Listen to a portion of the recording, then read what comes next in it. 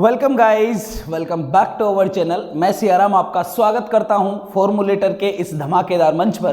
तो आज कुछ नया और एक इंटरेस्टिंग टॉपिक हम लोग पढ़ने वाले हैं। आप लोगों के वोल्टेज और करंट वेवफॉर्म के आगे की बातें आज हम लोग करेंगे। ओके, उसके पहले थोड़ा सा हम ये देख लेते हैं कि प्रीवियस क्लासेज में हम लोगों ने क्या क्या पढ़ा। ठीक है, जस्ट 2 मिनट के लिए देखो। पहली क्लास जो थी वो थी हमारी बेटा parameter of the transmission line, यही थी भाई। पैरामीटर देखे थे हम लोगों ने। अब जब हम लोगों ने पैरामीटर देखे थे तो हमने देखा था कि पैरामीटर हम लोगों को 4 तरह के मिले थे। That is your resistance, inductance, capacitance and conductance. 4 parameter थे हमारे पास में। ये पैरामीटर वो पैरामीटर जो होते हैं जो एक ट्रांसमिशन लाइन का रिप्रेजेंटेशन करने के लिए रिक्वायरमेंट्स होते हैं, या आप ये बोल सकते हो कि ये जो पैरामीटर होते हैं ये एक्चुअली आपके बेसिक पैरामीटर होते हैं। कौन से पैरामीटर होते हैं? बेसिक। मतलब ये तो है ही है। अब जो भी नया कुछ बनेगा वो इन्हीं से बनना है, क्योंकि मूलभूत जड़ आपकी यही इंसान है। इन चारों से ही आपकी कहानी आगे डेवलप होने वाली है। याद रखना, रेजिस्टेंस लॉस को दिखाता है यहां पे, क्योंकि कंडक्टर होता है तो रेजिस्टेंस होता ही होता है। इंडक्टेंस करंट के फिनोमेना की वजह से आता है, जो मैग्नेटिक फील्ड के बिहेवियर को दिखाता है। कैपेसिटेंस जो होता है वो इलेक्ट्रिक फील्ड के बिहेवियर को दिखाता है। और जी जो होता है ये आपका लगे जो पाए जाने वाले इंसुलेटर वगैरह जो होते हैं, उन इंसुलेटर में चार्जिंग करंट की वजह से जो कंडक्टेंस होता है उसकी वजह से ये पैरामीटर आता है। मतलब यहां पे आर और जी ये दोनों जो पैरामीटर होते हैं, ये दोनों पैरामीटर आपके सिस्टम में किसको दिखाते हैं? लॉस को दिखाते हैं। ये बात आपको पता है पहले से। अगर सिस्टम लॉसलेस हुआ बेटा तो ये आर और जी की वैल्यू हो जानी है 0। क्लियर है ना? ओके, अब क्लास नंबर 2 पे जाते हैं। तो हम लोगों ने देखा था वोल्टेज एंड करंट की इक्वेशन। क्या देखा था वहां पे? सबसे पहले अगर मैं इक्वेशन लिखूं वोल्टेज की, जरा बताना कैसे लिखी थी। करंट की क्या लिखा था? सर हमारे पास में पैरामीटर होते थे 4। कौन कौन से भाई? 2 पैरामीटर तो होते हैं वो सोर्स एंड के, Vs एंड Is। 2 होते हैं रिसीविंग एंड के, Vr एंड Ir। यही था। अरे ये दोनों पैरामीटर होते हैं मेरे नॉन पैरामीटर। क्यों होते हैं? क्योंकि सर लोड तो मैं खुद ही हूं, वहां तो मैं खुद ही बैठा हुआ हूं। बिल्कुल। और ये होते हैं बेटा आपके कौन से? अननोन। याद करो, इन दोनों नॉन पैरामीटर का यूज करके हम लोगों ने इन दोनों पैरामीटर्स को निकालने की कोशिश की थी। ओके, तो इनका यूज करके हम लोगों ने ये निकालना है। तो इनकी वजह से इक्वेशन जब लिखोगे तो यहां पे 2 टर्म्स, तो याद है ना कैसी इक्वेशन लिखनी होती है? सर 2 टर्म तो आएगी, Vr आएगा और Ir आएगा। वोल्टेज है तो वोल्टेज के साथ में क्या बनेगा? कोस। सही बात है। करंट है तो करंट के साथ में क्या बनेगा? साइन। क्लियर है ना? अब भाई वोल्टेज में वोल्टेज ऐड हो सकता है, क्योंकि इधर भी क्या है? वोल्टेज है। तो इसको किससे मल्टीप्लाई कर दो? इंपेडेंस से। परफेक्ट है एकदम, बिल्कुल। करंट की इक्वेशन लिखनी है तो भाई एक टर्म तो वोल्टेज की आनी है, एक टर्म आनी है करंट की। अब 2 करंट का सम ही करंट दे सकता है। सही बात है ना?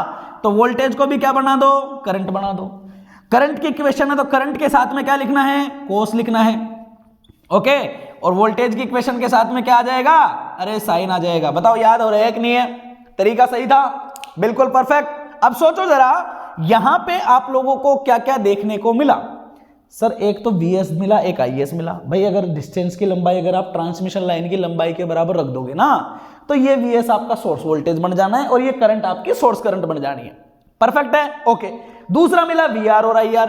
अरे भाई ये तो रिसीविंग एंड के पैरामीटर है, हमारे नॉन पैरामीटर है, हमारे जानकार है, हमारे सगे संबंधी, हमको पहले से पता है कि इनकी वैल्यू तो क्या है। लेकिन अगर इसमें आप और थोड़ा सा देखो तो आपको यहां पे 2 पैरामीटर और अलग से मिल रहे हैं। एक मिल रहा है आपको Z0 और एक मिल रहा है आपको गामा। ये 2 पैरामीटर मिल रहे हैं। क्या इन दोनों पैरामीटर्स के जो फॉर्मूले जो कल हम लोगों ने लिखे थे, क्या उन फॉर्मूलों में ये पैरामीटर आ रहे थे क्या? अरे सर इन्हीं से तो निकल के कुछ ये बने हैं, इन्हीं का कोई अलग रूप है ये। सही बात है कि नहीं है? अब भाई ये पैरामीटर कौन से थे? Basic parameter of transmission line. तो मतलब बेसिक से निकल के कुछ नया बना, लेकिन है तो फिर भी पैरामीटर से है या नहीं है? तो आप इनको भी क्या बोलोगे? सर ये भी आपके ट्रांसमिशन लाइन के क्या है?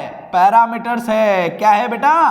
पैरामीटर्स है। कंफ्यूजन नहीं होना। क्या है? ये भी ट्रांसमिशन लाइन के ही पैरामीटर्स है, बट ये आपके बेसिक पैरामीटर है। आप इनको सेकेंडरी पैरामीटर बोल दो, एडवांस पैरामीटर बोल दो। क्लियर है कि नहीं है? लेकिन है तो भाई ट्रांसमिशन लाइन के। भाई ये क्या था? कैरेक्टरिस्टिक इंपीडेंस, अरे ट्रांसमिशन लाइन के कैरेक्टर को बताएगा, तो बताया तो ट्रांसमिशन लाइन का गुण ही ना इसने। ये क्या प्रोपोगेशन, मतलब वोल्टेज और करंट आपके ट्रांसमिशन लाइन में किस तरीके से जाएगी, तो इसने भी ट्रांसमिशन लाइन का बिहेवियर ही बताया। परफेक्ट है, तो ये भी ट्रांसमिशन लाइन के ही क्या है, पैरामीटर्स है। तो देखो आज की क्लास में हम लोग इन दोनों पैरामीटर्स के बारे में जानेंगे। हमारा जो सब्जेक्ट चल रहा है वो चल रहा है बेटा इलेक्ट्रोमैग्नेटिक वेव, दैट्स वाई हमारे लिए ये वाला जो पैरामीटर है that is very very very very very important, that's your propagation constant. Clear है ना, इसके बारे में भी थोड़ा पढ़ेंगे, लेकिन ये जो होगा ये अगली क्लास में भी जंप करके जाएगा, इसके बारे में अगली क्लास में भी हम पढ़ेंगे, और अगली क्लास में मतलब आगे भी ये आता ही रहेगा। तो प्रोपोगेशन, प्रोपोगेट करना, वेव को एक जगह से दूसरी जगह भेजना, इसका बहुत बड़ा महत्व है। ओके, तो आज शुरू करते हैं, दैट्स ओवर गामा। अभी इसको हटा दूं मैं सबको, देखो जरा। तो भाई हम पढ़ने वाले हैं प्रोपोगेशन कांस्टेंट। देखो भाई रिप्रेजेंट किया जाता है किससे, गामा से। नाम क्या है, propagation constant. Propagation constant, clear है, नोट्स बनाते हुए चलना भाई। अब देखो सबसे पहली बात तो कि सर अगर मैं इसके नाम को देखूं, किसको देखें, नाम को, अरे जो कुछ है मेन गुण तो नाम में ही छुपे होते हैं। अब नाम क्या है इसका, नाम है प्रोपोगेशन कांस्टेंट, मतलब एक वर्ड तो यहां पे आ रहा है क्या, कांस्टेंट। डिकोड करते हैं जरा इसको, क्या वर्ड मिला, कांस्टेंट। अरे भाई कांस्टेंट जो होते हैं वो क्या होते हैं, सबसे पहले जैसे मैंने लिखा 2, मैंने लिखा 3, मैंने लिखा 5, क्या इनके पास में क्या ये कांस्टेंट वैल्यूज है क्या, या मैं और लिख देता हूं, मैंने लिख दिया 3 वोल्ट, मैंने लिख दिया 5 एम्पियर। अब जरा मुझे बताओ इनमें कांस्टेंट वैल्यू कौन सी है।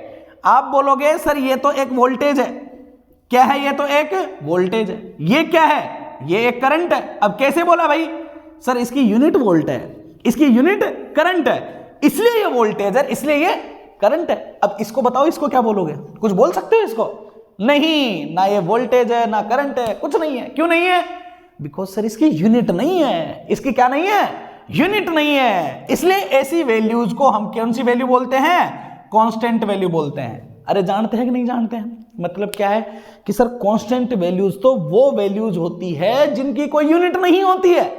मतलब प्रोपोगेशन को अगर हम प्रोपोगेशन कांस्टेंट बोल रहे हैं गामा को, तो it means it's a unitless value, इसकी कोई यूनिट नहीं होनी चाहिए। परफेक्ट है, बिल्कुल। तो यहां से पहला पॉइंट निकल के ये आया है कि इट्स ए यूनिटलेस, कैसी वैल्यू है बेटा, इट्स ए यूनिटलेस वैल्यू, ये एक यूनिटलेस वैल्यू है। अब जरा चेकआउट करते हैं, क्या ये यूनिटलेस ही है क्या भाई, चलो देख लेते हैं। क्या था भाई, प्रोपोगेशन कांस्टेंट कल हम लोगों ने जब इक्वेशन में निकाला था तो कुछ ऐसा मिला था, √z इंटू वाई। यहां पे जो z था ये बेटा आपका पर यूनिट क्या था, इंपीडेंस। ये दोनों पैरामीटर पर यूनिट पैरामीटर थे। ओके, इसको हटा देता हूं मेरे को। ओके, तो दोनों पैरामीटर कौन से थे बेटा, पर यूनिट। तो इसको हमने बोला था कि it's your per unit impedance. दूसरा है वाई, इसको बोला था पर यूनिट एडमिटेंस। क्लियर है कि नहीं है, तो एक है इंपीडेंस, एक है एडमिटेंस। अब बेटा एक बात बताओ, इंपीडेंस की यूनिट क्या होती है, सर ओम होती है। एडमिटेंस की क्या होती है, सर मोहो होती है। अब मोहो को आप और क्या लिख सकते हो, अरे 1/ओम लिख सकते हो कि नहीं लिख सकते हो। परफेक्ट है। अब जरा लिख के देखो इधर क्या बना, अगर मैं यूनिट देखूं तो √, इसकी हो गई ओम, इसकी हो गई 1/ओम, ओम से ओम गया, कोई यूनिट आई क्या, नहीं आई। It means it a unitless value. अगर वैल्यू यूनिटलेस है तो इसका मतलब ये वैल्यू क्या है, एक कांस्टेंट वैल्यू है। ये किसी चीज को रिप्रेजेंट नहीं कर रही है, ये नहीं बोल रही है कि ये कोई वोल्टेज है, करंट है, इंपीडेंस है, ना, nothing. It's a behaviour of your transmission line. Clear है, तो ये कौन सी वैल्यू है बेटा, कांस्टेंट वैल्यू है। अब देखो दूसरा वर्ड जो है वो काफी इंपॉर्टेंट है, एंड दैट्स योर प्रोपोगेशन।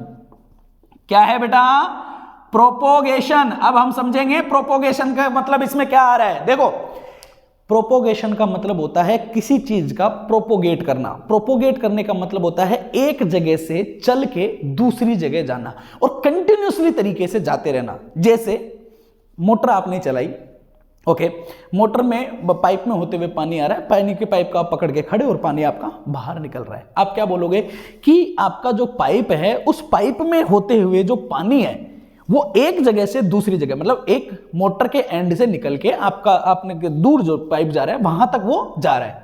तो आप बोलोगे सर पाइप में होते हुए पानी प्रोपोगेट कर रहा है, मतलब चल रहा है, मतलब बह रहा है। समझ में आया कि नहीं है? तो प्रोपोगेशन का मतलब होता है कि इन एक कंटिन्यूस वे एक जगह से दूसरी जगह आप मूव कर रहे हो, आप जा रहे हो, तो that's is called your propagation. क्या बोलते हैं? प्रोपोगेशन।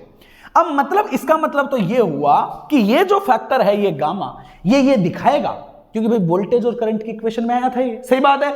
तो मतलब ये दिखाएगा कि ट्रांसमिशन लाइन के थ्रू होते हुए वोल्टेज एंड करंट जो है वो एक जगह से दूसरी जगह जा रही है। अब कहां से जा रही होगी भाई? सेंडिंग एंड से जा रही होगी। कहां जा रही होगी सर? रिसीविंग एंड पे जा रही होगी। तो मतलब सेंडिंग एंड से रिसीविंग एंड पे, या हो सकता है रिसीविंग एंड से सेंडिंग एंड पे आ रही हो, सही है, लेकिन एक जगह से दूसरी जगह जाएगी ही जाएगी, शायद इसीलिए इसका नाम क्या रखा हुआ है? प्रोपोगेशन रखा हुआ है। जरा चेकआउट करते हैं, देखो क्या वेव वाकई में प्रोपोगेट करती है क्या? तो धीरे धीरे स्टेप बाय स्टेप हम लोग चलेंगे। अब देखो भाई, अगर मैंने बोला भाई, अगर मान लो ये एक ट्रांसमिशन लाइन है यहां से लेके यहां तक, ठीक है ना, मान लो इसकी लंबाई कितनी है? L है। ये क्या है? ट्रांसमिशन लाइन है। अब मान लो ये आपका सेंडिंग एंड है। कौन सा एंड है बेटा? सेंडिंग है। और ये है आपका रिसीविंग एंड। अब अगर यहां से वेव चल के यहां तक गई तो इसे कितना चला पड़ा सर? L लंबाई के बराबर चलना पड़ा। कितना लंबा चलना पड़ा भाई? L लंबाई के। ये 10 किलोमीटर हो सकता है, 100 हो सकता है, 150 हो सकता है, सही बात है। अब जैसे आप यंग इंसान हो, आपसे बोल दिया कि भाई जैसे पास वाली दुकान पे से जाके कोई सामान लेके आना है, आप चले गए, फटाफट जाके लेके आ गए। अब आपके पापा ने बोला बेटा 4 किलोमीटर दूर जो दुकान है ना उससे जाके सामान लेके आना है? तो आप एक बार तो सोचोगे भाई पैदल जाऊंगा नहीं जाऊंगा, बोलोगे पापा बाइक दे दो, पैदल नहीं जाया जाएगा। पापा बोलेंगे हमारे टाइम में हम 10-10 किलोमीटर पैदल चल जाते थे, सही है, तुमसे 4 किलोमीटर नहीं चला जा रहा, निकम्मे हैं। तो क्या बोलोगे? अरे भाई जब इज्जत पे बात आ जाए तो बेटा क्या बोलेगा? फिर बोलेगा चलो ठीक है जाता हूं। भाई बाप है ना, बाप से डरना भी पड़ता है। क्लियर है कि नहीं है? ओके। अब आप लोग निकल गए 4 किलोमीटर जाके जब वापस आओगे तो फिर आके बैठोगे क्या? ना सो जाओगे सीधे? क्यों? थक गए गंदे तरीके से। मतलब क्या हुआ सर? लंबाई का फर्क पड़ा, डिस्टेंस का फर्क पड़ा। अगर कम डिस्टेंस होती तो मैं जाके आने में थकता नहीं, लेकिन डिस्टेंस ही बहुत ज्यादा थी, क्या करूं, गया आया थक गया, परेशान हो गया। ओके, मतलब जाने में जब तुम एक जगह से दूसरी जगह जाते हो तो डिस्टेंस मैटर करती है, डिस्टेंस मैटर करती है। अगर डिस्टेंस से अगर तुम्हें फर्क पड़ रहा है तो इसका मतलब तुम जाने आने वाले इंसान हो, और अगर डिस्टेंस से तुम्हें फर्क नहीं पड़ रहा है तो इसका मतलब तुम्हें जाना नहीं है। अब इसका क्या मतलब है कि जैसे आप घर पे ही बैठे हो, आपसे बोला कि बाजू वाली दुकान से कुछ लेके आना है, आपने बाजू वाली दुकान पे फोन किया, घर के बगल में ही थी, फोन किया, भाई सामान देके चले जाओ, सामान देके चला गया, ठीक है ना। फिर आपसे आपके पापा ने एक सामान की और बोला, वो दुकान 4 किलोमीटर दूर थी, आपने घर से ही फोन किया, वो वहां भी सामान देके चला गया। क्या आपको कोई फर्क पड़ा कि उसकी डिस्टेंस कितनी थी? नहीं। दुकानदार को फर्क पड़ा, आपको फर्क पड़ा? नहीं। आपने तो घर बैठे बैठे ही फोन किया ना, सिर्फ दोनों ही केस में आपने क्या किया? फोन किया। तो आपको कोई फर्क पड़ा? नहीं पड़ा। क्यों नहीं पड़ा? डिस्टेंस से फर्क क्यों नहीं पड़ा? क्योंकि आप खुद लेने नहीं जा रहे हो, मतलब आप खुद प्रोपोगेट नहीं हो रहे हो। समझ में आया? तो मतलब अगर आप खुद जाओगे आओगे, मतलब प्रोपोगेशन दिखाओगे, तो लेंथ से फर्क पड़ेगा। अगर लेंथ से फर्क नहीं पड़ रहा है तो मतलब आप आ जा नहीं रहे हो। सही बात है कि नहीं है? आप घर से ही फोन करके मंगा रहे हो।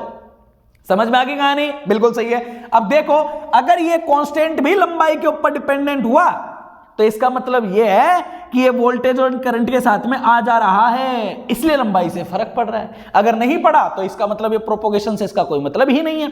जरा चेकआउट कर लेते हैं। देखो क्या हुआ सर, गामा जो है ये actually under root of z और वाई होता है, और ये दोनों तो थे पर यूनिट इंपेडेंस, छोटी सी लंबाई के। अगर लंबाई एल है, अगर मैंने लिखा if the length of the transmission line, if the length of the transmission line is, मान लो मैंने बोल दिया ये एल लंबाई की क्या है? ट्रांसमिशन लाइन है। इसको मैं जरा हटा दूं इधर से, तो आपने लिख ही लिया होगा। ओके, तो अगर मान लो ये एल लंबाई की क्या है? ट्रांसमिशन लाइन है बेटा, तो आपका टोटल इंपेडेंस कितना हो जाएगा? क्या ये मैंने आपको बताया था कि पर यूनिट इंपेडेंस या एडमिटेंस को अगर आप लंबाई से मल्टीप्लाई कर दोगे तो आपको टोटल एडमिटेंस या इंपेडेंस मिल जाएगा। मतलब हमने कंसीडर कर लिया था एज ए लंप्ड पैरामीटर की तरह कि एक जगह मान सकते हैं उठा के। क्लियर है ना? क्योंकि भाई कैलकुलेशन भी तो करनी है। अरे सही है कि नहीं है? तो y ऑफ इक्विवेलेंट कितना हो जाएगा बेटा कि sir it's y into L. अब देखो अगर इन दोनों को मैंने रखा तो क्या प्रोपोगेशन कांस्टेंट पे कोई फर्क पड़ेगा क्या? y डैश लिख दिया मैंने, क्या फर्क पड़ेगा गामा पे? देखो भाई z इक्विवेलेंट हो जाएगा z into L, okay, y equivalent हो जाएगा y इंटू एल। अगर टोटल देखोगे तो l और l क्या हो चुका है? l स्क्वायर हो चुका है। तो it's under root of l square को बाहर निकालोगे तो देखो l तो आ गया बाहर, अंदर बच गया z और y बचा। तो क्या हो गया कि sir it's gamma dash equal to l into पहले वाला क्या था? Gamma under root z y. फर्क पड़ा कि नहीं पड़ा? देखो क्या लंबाई आने पे नए वाले पैरामीटर में लंबाई का पैरामीटर आ चुका है क्या? आ चुका है ना?